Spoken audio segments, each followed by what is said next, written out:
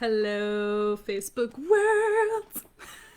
What is up? Cierra Lueck coming to you live on Tuesday.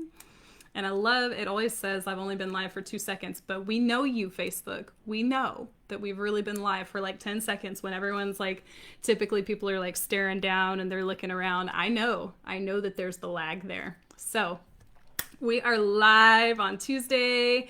I have a song, and I actually am writing down the title so I don't forget the song, because I don't know about you guys, but have you ever gone live and then you like get the flutters right before you do? Like, oh my gosh, I'm about to go live. I get jittery every time because I know I'm going to sing a song, and sometimes I totally screw up on the songs, and sometimes I like nail it and get it right, but you never know. Like, this is live, so I could totally do things wrong. I could be so tired I slur a word sometimes or whatever.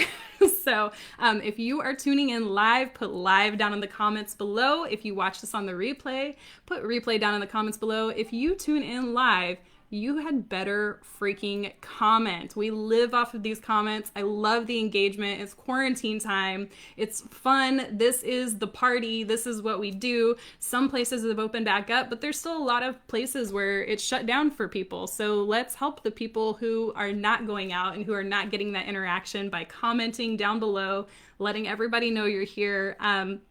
If you guys hear value while you are on here, make sure you drop the value down in the comments below so that other people have like a timestamp and can go back and find it quickly. And then also, if you guys have any questions while we do these lives, put your comment or your questions down below. I answer questions live. Sometimes I wait till the end, but usually I answer them like right when people ask because I don't want to miss them. What's up, Christina? What's up, Sally? Live from New Mexico. Let's go. I haven't even started my song yet. I'm like 2 minutes into this and there's no song. What's up with me today?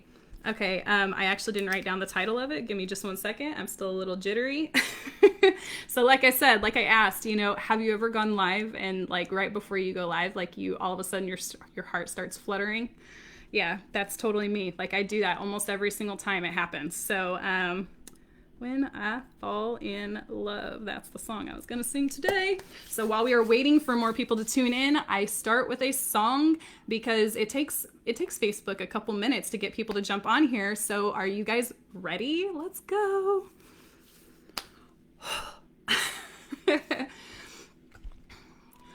When I fall in love, it will be forever. Or I'll never fall in love. In a desperate world like this is, love is ended before it's begun. And too many moonlight kisses seem to cool in the warmth of the sun. When I give my heart, it will be completely, or I'll never give my heart. And the moment that I feel that you feel that way too, ooh, is when I'll fall in love with you. Awesome. Sally said she was singing harmony with me. Brendan, you said it sounds great. Thank you. Thank you. Get those jitters before you go live. That happens anyway. And then when you start singing, those jitters pop right back up. So sometimes I smash it. Sometimes I butcher it. And you never know what's going to happen. So you want to tune in live on Tuesday with me to see what happens next. Okay, so like I said before, if you're watching live, put live in the comments. If you watch on the replay, put replay down in the comments. If you have any questions throughout, post them down below. It could be about anything. It doesn't just have to be about what we talk about today, but post your questions down in the comments below. I answer them live. If I miss a question for some reason, if somebody wants to say, hey, Cierra, you missed my question, or hey, Cierra, you missed so-and-so's question, just let me know and I'll scroll back up. I think I missed a question last week. That's why I'm specifically saying that today. Also, if you get value from this, feel free to tag somebody or share, or just make sure you put a heart and not a like. That is how I track who's actually watching, because the algorithm loves hearts. It's okay with likes, but it loves hearts, and anything with an actual reaction gets boosted more with a reaction versus a like. So we want to always leave hearts for the people that we love so that it boosts their stuff in the algorithm. And the other thing was, if you hear any value while I'm talking, if you want to drop like one of those values, or like if I share a quote that's really cool, or if you have a quote to add or a book that you think would be on topic with what we're talking about, drop that down in the comments below too, so that we can all build and grow from these. With that said, what we're talking about tonight is, have you ever had a dip in sales, and what can you do organically to increase your sales, to get back on track, to exceed what you've done in the past? So my question for you guys tonight is, what is your top way of getting new sales? Like, what is your go-to source for any new sales that you get? For me, I've had a few referrals, but my number one way for getting new sales is organic marketing on Facebook, which is why Facebook gets my love and attention. And I'm sorry, LinkedIn. I'm sorry, Instagram. I'm sorry, YouTube. I'm sorry, TikTok, which is going to be like, I'm pretty sure TikTok's going to be disbanding in November or something because of it being run by, is that China? I don't know. Anyways, sorry, other platforms. Facebook is my jam. It's my world. And so that's where I'm staying. So what is your top way to get new sales for your business? Let's jump into, if you've ever had a dip in sales. You know what, you guys, I don't think anyone answered that question. So has anyone ever had a dip in their sales? Like, you had a freaking awesome month, and then maybe you had several months in a row that were amazing for your sales, and then suddenly there was a dip that you weren't counting for, and you were just like, oh no, oh crap, what do I do now? Has that ever happened to anyone? Am I the only one that this ever happened to? Let me know down in the comments below. I'll give you a second. I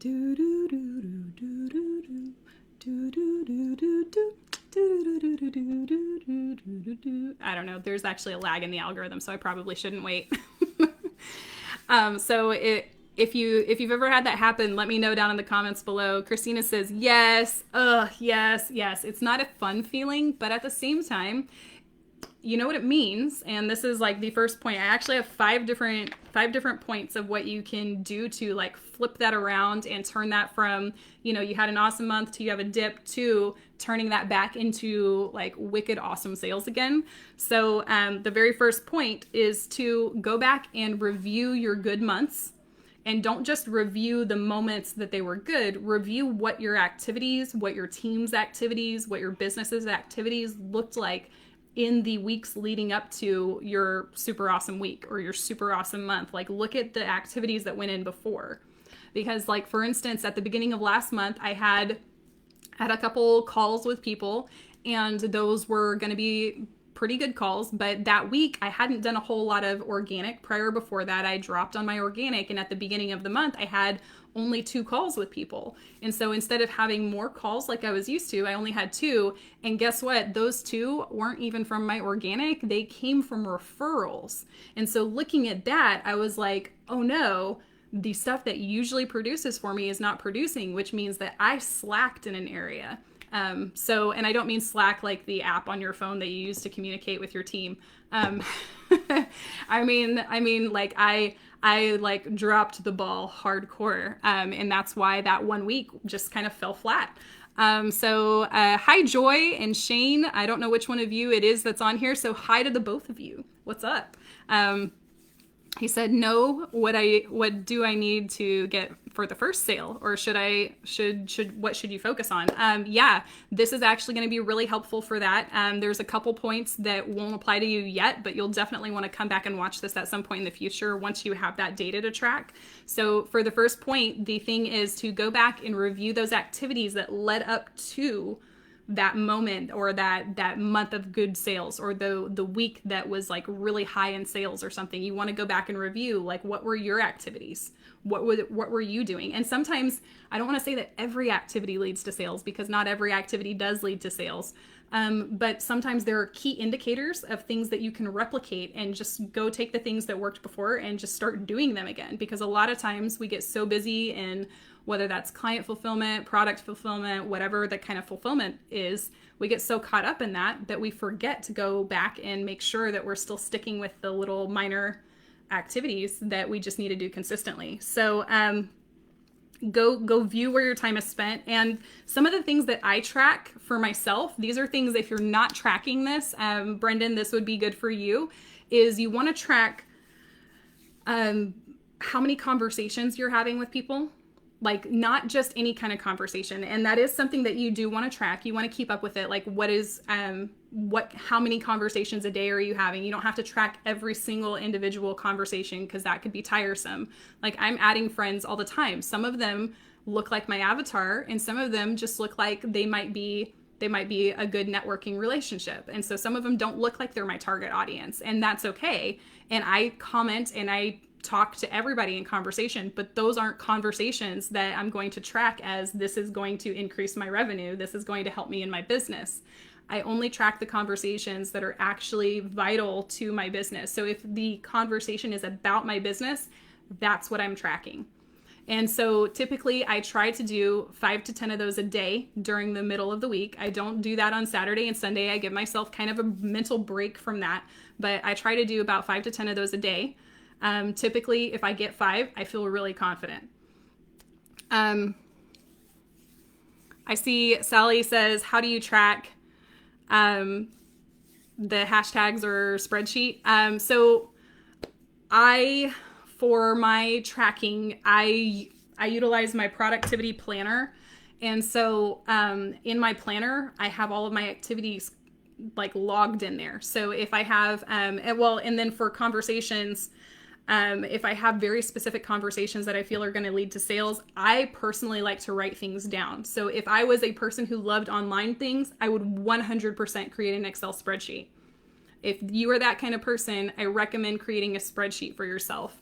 There's also a few different, there's a software called Chat Silo that a lot of my friends use. I'll just actually type that down in the comments for anyone who wants that. Chat Silo is what it's called. And I don't remember if it's paid or not. I think it is, but it will actually help you harness and actually put things together in an order that makes sense for your messenger conversations on Facebook. I would be very cautious about sending out, if you use any kind of chatbot stuff, I would be very cautious about sending out the same message over and over and over again, unless you were using a specific chatbot service from Facebook, because that's going to get you in Facebook jail. But that's one of the ways to track those. And we just went off on a tangent on conversations. So track your conversations, make sure you keep it in the range that works for you. If you have 5 conversations and none of those lead to sales calls, then you probably want to have more conversations than that.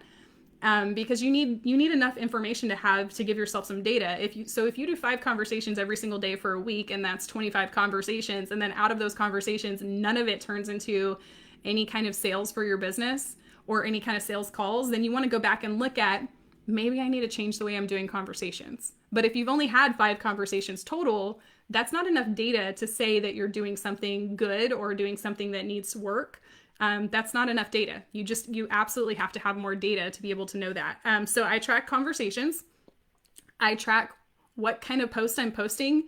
And I don't pay attention as much to the posts that don't get information. The only thing that I say information, the posts that don't get likes or comments, if it doesn't give me any kind of information that I could actually log and track, then I'll just ignore it. I don't delete it. Like, you guys want to see some bad posts or some bad lives that I did, just scroll back through. You'll be scrolling for a while because I post a lot, but just scroll back through my Facebook and look on there. There's a lot of stuff that I've done that didn't turn out very well. And so I just leave it up, but I don't track it. I'm not going to track anything that didn't do well. I might look at it and say, okay, this probably flopped for this reason, do better next time. And then I'll make those shifts and those edits on the very next post that I put out.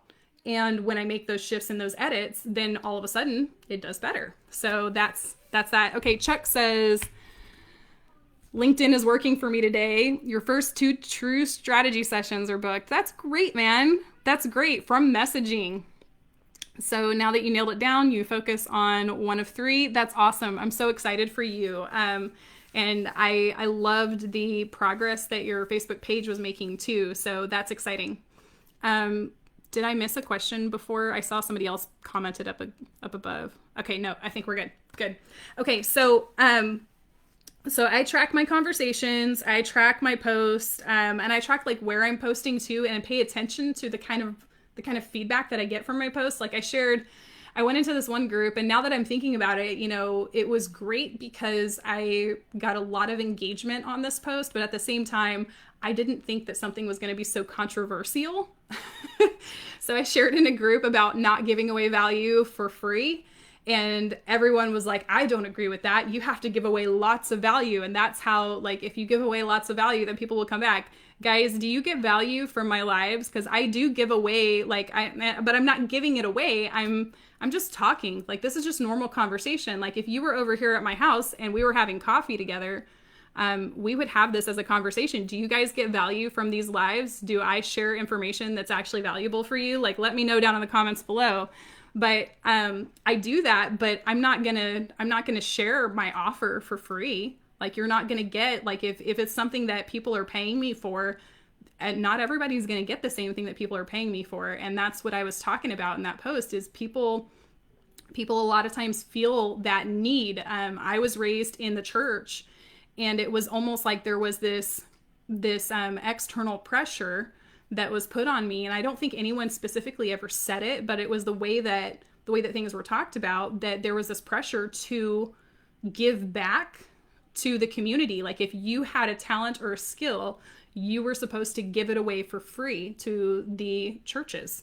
And I was in church for years and years and years, giving of myself away for free, giving my skills, giving my services away for free all the time, to the point where it's like, if I had 2 coats, I would give them both to the church, because that was what I thought I was supposed to do. But that's not what we're supposed to do. So I don't encourage that. I'm still a believer. And, I encourage you to, to follow what you feel is right morally. But at the same time, like, if you have 2 coats and one of them is excessive and you don't need it, yeah, that's what you give away. But you don't give away until you have nothing.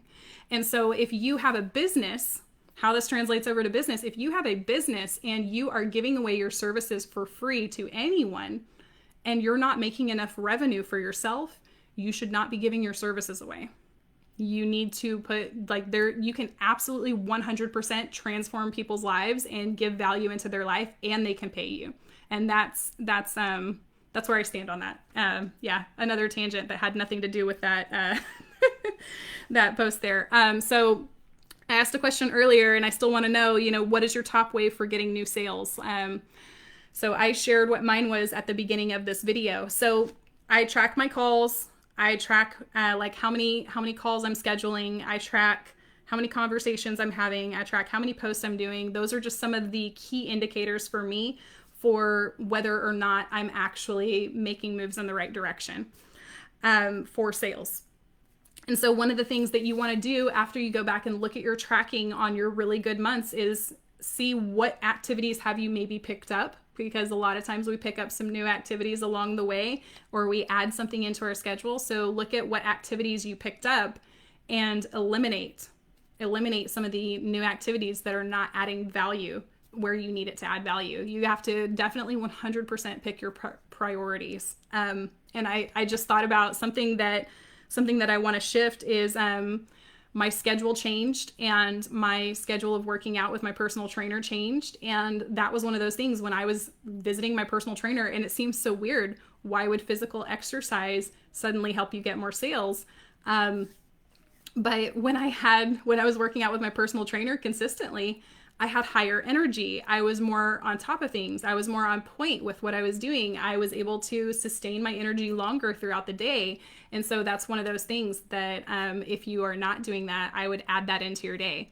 So number two for what to do when you have a dip in sales is to record and review your sales calls if you're not doing that already, or videos. If you do any kind of presentations or anything like that, make sure you're recording those. And when you have good sales, you want to be watching that and putting that back in so you can see the things that you did really well on those sales calls or those sales presentations. You want to make sure that you're reviewing that, just like in sports. The best sports teams out there, they review old plays and they say, hey, look, this is what you did here. So we're going to practice this and we're going to redo this here. And they'll review the ones where they didn't do well, and they'll review the ones where they did do well. But if all they ever did was look at where they failed, then failure would be top of mind. And that's actually one of the other points, which I put as number 5. So we'll just jump into it now. What goes in is what comes out. So my question to you guys today, if you've ever had a dip in sales, what were you focused on during the time that you had that dip in your sales? I'd love to see who all is tuning in live right now, because the comments kind of slowed down for a second. So I'd love to see, if you're tuning in live, comment down below, let me know you're here. But whatever you're focused on is what you're going to see more of. Like, for instance, when I was pregnant, I saw pregnant people all the time. When I was in my first trimester, everywhere I looked, there was a pregnant woman. Everywhere I looked, there was somebody holding a brand new baby. It was just one of those things. I was focused on it, so I saw it all the time. Now, I don't really pay attention to it. I'm not pregnant. I haven't been for like 3 years, so it's not something that's top of mind. When I wanted to get my new Suburban, I saw Suburbans everywhere. Thanks, Chuck. Chuck says, I'm here. When I wanted to get my new Suburban and I was looking around for a Suburban, I saw Suburbans everywhere I went.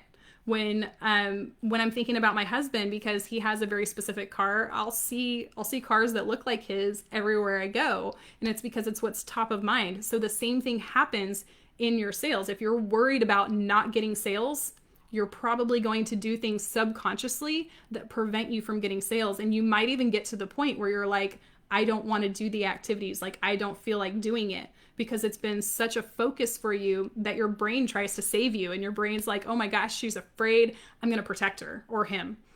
Obviously not everybody's a her, but okay. So number 3, that we made that number 3. So number 4, get a routine going. So if you don't have a routine, and I kind of touched on this with the physical exercise, which is really important, but a lot of times if we don't have a specific routine throughout the day, we tend to devote time to other things. So a really cool quote that I heard recently was in regards to where there are no expectations, expectations will be assumed. And so when you don't set expectations for yourself, really clear expectations for your routine, for your day, for your activities, you will start filling those gaps. You're not going to, it's another great quote my husband says all the time, you're not going to rise to the level of your proficiency, you're going to sink to the level of your training. And so whatever you have been doing all the time, or sink to the level of your habits, whatever your habits were in the past, if you have not set clear expectations and clear demands on yourself, you're going to sink to the level of those habits. And especially if you didn't get enough sleep, especially if you didn't work out and you don't have the energy, especially if you didn't eat food that was going to give you energy. There's foods that are very life-giving, and there's foods that make you crash hard, like sugar and starchy carbs they'll give you a little bit of like quick energy, but then they make you crash so hard to where you get tired like midday. And so you want to make sure that you're doing things that are actually going to affect your energy in the right way, and sticking to a routine that is going to let those expectations be really clear. So the very last thing is all about organic marketing. And this is number 5. So the very last thing that is really, really helpful. So Tracy has a Tony Robbins quote down here. She says, wherever your focus goes, your energy flows. Yeah. I actually have a couple of his quotes in my morning formula that I say every morning out loud as I'm walking around and standing up really tall and holding it out in front of me. Love it. Love it, Chuck. So the very last thing is to, if you haven't already, start a Facebook community around your business and around your offer. And I'm going to say this because I've had a few people ask me about it. If you are focused, like whatever you're focused on is what you find more of. So if you're focused on being spammy, then you will be. And it won't be intentional, but it'll come out that way. If you're trying not to be spammy, you will probably be spammy because it's what you're focused on. So don't focus on being spammy. Think about what you do want to be and show up as that in a Facebook group community for yourself. Obviously, the Facebook group expert over here, me, is going to recommend that you create a community. but seriously, you know, Tracy's a great example. Tracy and I are working together, and Tracy has an amazing community of ranchers. And in her community, she went live the other day and she talked about some kind of cool offer in her live. And it, like, the whole video wasn't about her offer and how everyone needed to buy it or something like that. But she talked about some offer that she had that was going to be like a gift to people. And she had, I want to say it was like 6 or 7 people comment on that one live in her group. And so, I mean, if she hadn't created a group and she had done that on her profile, maybe there would have been a little bit of interest. But in her group, she actually has the ability to be in control of the content. She has the ability to be in control of the culture of the community. And so I 100% recommend that if you don't have a group, that you create a group so that you can create a culture that you actually want to be a part of. And that's a really big thing, is I see a lot of Facebook groups out there where people are just creating, I created a PDF that's on the 5 Facebook groups for business. And honestly, there's lots of different ways that groups are used, but these are the 5 Facebook groups that are actually profitable. And if you guys want that, as always, just let us know in the comments and someone on my team will reach out to you and get that over to you. But the idea and the concept behind it is that there's a lot of Facebook groups out there where people are using it just for like business mentality. And so they're thinking ads and advertising, and they're thinking we're just gonna post about our business all the time. We're gonna post about our offer all the time. And they're essentially killing the community with the way that they're doing that. And they're not really creating and cultivating a culture.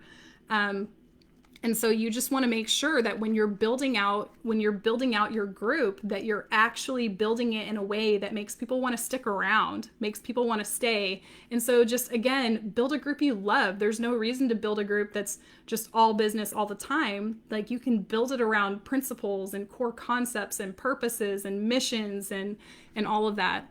So, yeah, Lauren, I'll have my team member get that over to you. It might be tomorrow because he might be off for today. Brendan says, should I post from a personal page instead of my business page to not seem spammy? I haven't gotten much engagement for my business page. So I actually have 2 different lives that I've done where I've talked about posting on profile versus posting on your Facebook page. And I'll say this right now. When you post on your business page, it's automatically, like, if you were looking at a scale, anything on your personal profile is up here on the algorithm, no matter what. Because when people come to social media, they come to social media to be social. So anything you post on your personal profile, Facebook has made it to where it's up here in the algorithm, because that is what people want to see the most. And anything that is on a page, because people have, like, if they're seeing too many page things on their profile and they haven't, like, the algorithm, the way that they've worked it, they don't actually want to see that stuff.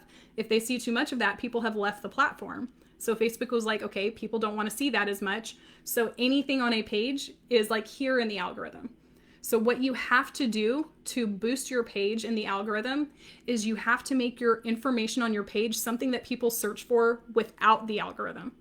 So I know that it's kind of like, well, how do I do that?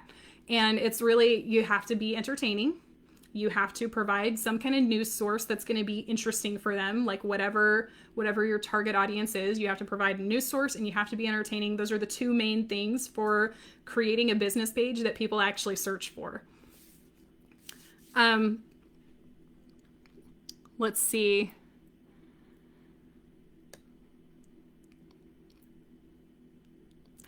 Sally Mildren said, great point. Don't focus on not being spammy. You'll be spammy. Instead, focus on what you want to be and show up as that.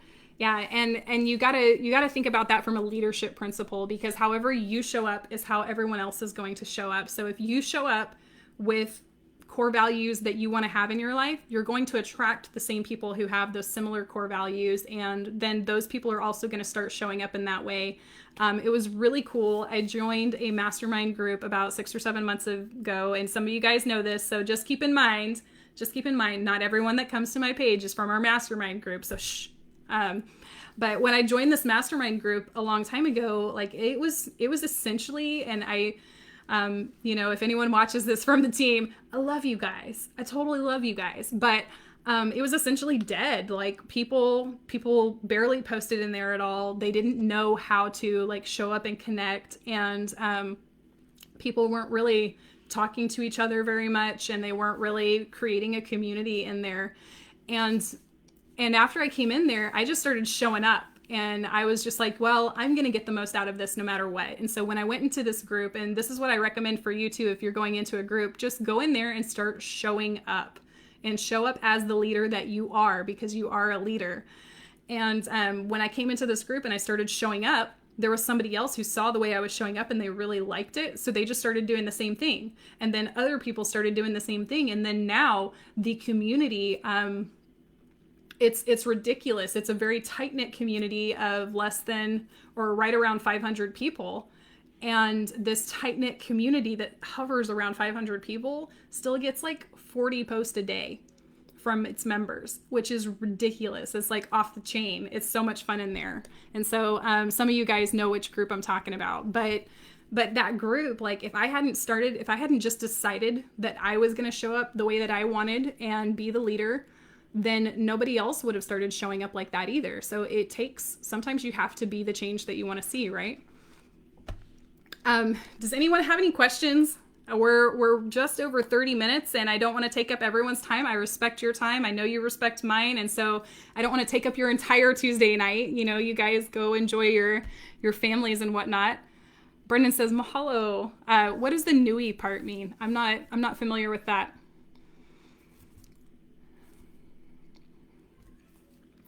Christina says that she says, your path has shown me to do that, and I've stepped up as a leader within mortgage brokers and other groups.